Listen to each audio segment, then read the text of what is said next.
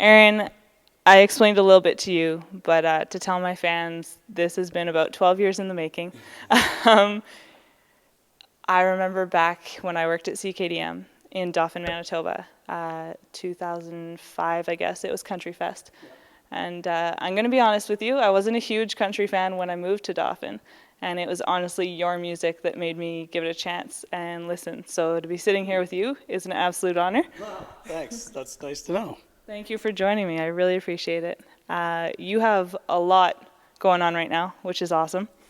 Yeah, I'll say it's been a crazy year so far, and who knew that 2016 was going to show up like this? And I figured, if I was going to have any resurgence like this, it'd be 5 years ago maybe. But yeah, it's a very welcome thing. I've had a #1 Canadian single this last week, top 10, first top 10 in about 7 years, and the first song to go this high in 10 years. So it's been a long time coming, but it's nice to be back.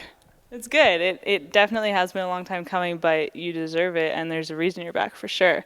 I do want to talk a little bit more about that, but I think we should play some pool while we do that. What do you think? That sounds good to me. All right. I'm in. Guaranteed better than I am. Now, are you like a pro and you have rules? Like you have to call the shots and stuff? No. Cool. Awesome. I should be okay. Yeah. No, if something goes in, then good for you. All right. Perfect. All the better. There you go.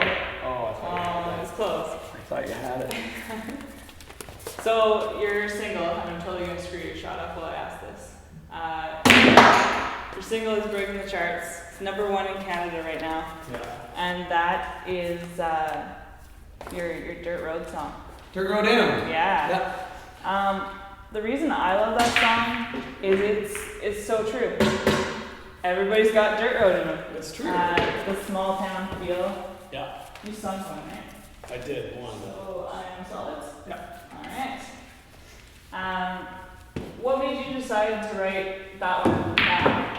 I didn't write it. Okay. I got it in a demo from a company out of Nashville. Mm-hmm. And when I heard the demo, I didn't like it at first. I didn't like the song the first time I heard it. I thought it was a bit bro country, a little cheesy. And then I heard it again and I sort of understood it better. Mm-hmm. That it's not a bro country song. It's actually it's a message saying that no matter who you are, where you're from, you've got that countryside to you. You like going fishing, you like going camping.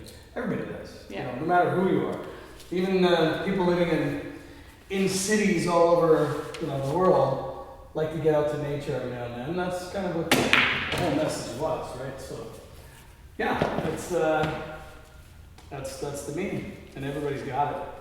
Once you reach a certain point in your career, I think that a lot of people sort of forget that artists still have dreams that they're going for. Yeah. And you accomplished a huge dream of yours. I think you said you had it since you were the age of 22. 22, yeah. And it happened just this past weekend. Can you tell us about it? Yeah, I was 22 years old, and I remember having this dream specifically that I was on stage on Garth Brooks' stage. Mm-hmm. And I woke up from the dream, and it was just a dream.